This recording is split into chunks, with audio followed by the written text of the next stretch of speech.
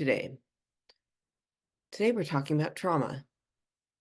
So, trauma has, the definition in the DSM-5 TR, which is the Diagnostic Statistical Manual that we use to diagnose different mental health illnesses and disorders.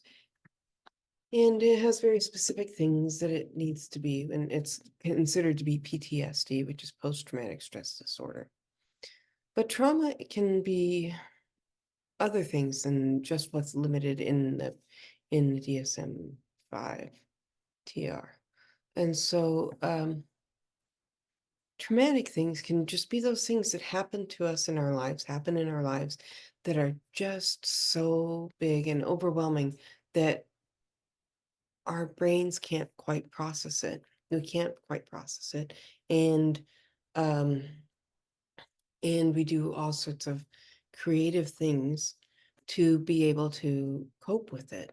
Uh, but since we can't process it, it's like the memory doesn't become a memory. It remains something that we, in a way, are experiencing it as still happening. And and so it's like leaving a tab open on your computer. And then if you have lots and lots of tabs open, your CPU doesn't run very well. It kind of slows down and gets glitchy. And so similar things happen with our brains when we have like multiple traumatic experiences, that we have all these tabs open and we're kind of living in multiple points of time at once.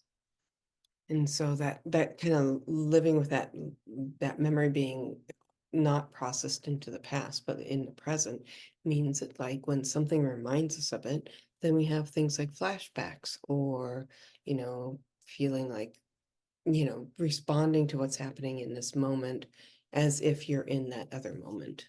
Like for me, like I was in a car accident where a car came and a truck actually hit my passenger side.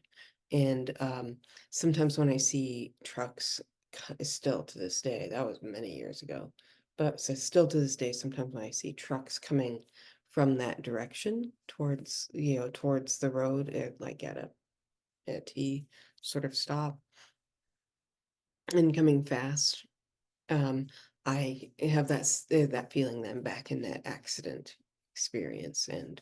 But it's not the same, but it's just like a similar experience as bringing up those feelings.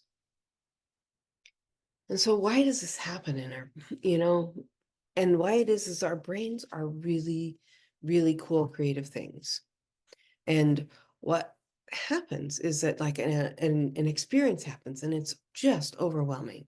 And like someone close to us dies, or, abuse, or war, or violence, or natural disasters, or some sort of accident happens, and it's just like overwhelming. And so our brains are like, oh, this is too much.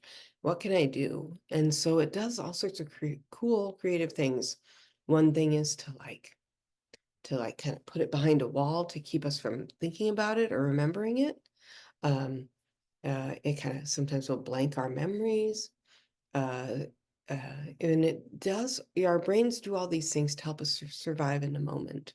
Sometimes it like turns off the emotions and everything and slows down time when those things are happening. If you had that experience, I certainly did with that car accident. I remember like time really slowed down and I saw that it was going to happen, and I, had time to think about what I was going to do in that accident. Um, yeah. And so that our brain is doing that because our brains want us to survive. They're actually really fantastic parts of our being. Like their number one thing is to help us to survive. And so they're doing all these creative things to help us survive these impossible situations, these absolutely overwhelming situations. And it works in the time, in the moment. It helps us. We survive, we make it through. And then what happens is over time that those things that our brains did to help us to survive kind of don't work in the situation that we're in now that we're not in this life or death situation. It's not working as well. And Yeah, and so then we start having what is called symptoms of trauma or PTSD, like flashbacks or that depersonalization, derealization, like you don't feel quite connected, kind of numb, or yeah, just all those different things. And, and that's because that memory is, even though we put it behind a wall and like sealed it up and everything, it's still there and we're still feeling it. And so, you know, we have to, the best way to move beyond a trauma is to help to take that memory and put it into the past. And that is what trauma informed care does. And that is one thing that I do at Main Street Music Therapy. Tune in next time and I'll talk more about that. All right. Have a good day.